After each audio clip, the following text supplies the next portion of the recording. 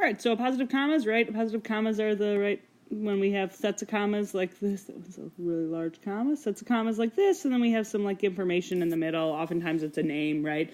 And so the way we test if we want commas around something, you owe 100% of the time, this is how you test this on a standardized test.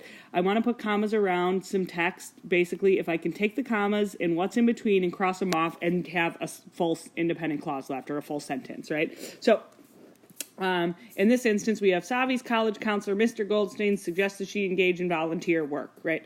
The upcoming summer. But, okay.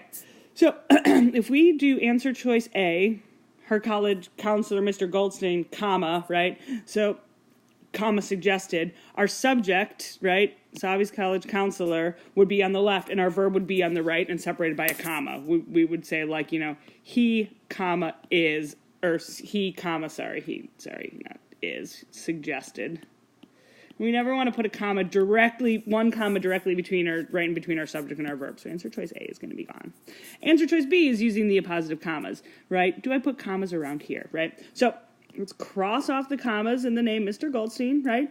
If I said Savi's college counselor suggested she engage in volunteer work the upcoming summer, that sounds pretty good, right? Like her college counselor suggested she engage in volunteer work. Answer choice B sounds pretty solid if I put commas around and take this out.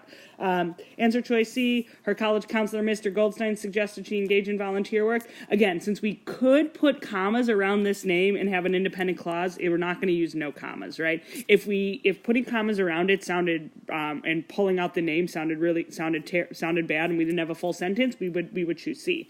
But because we could pull the name out and have a full sentence, B is going to be better than C.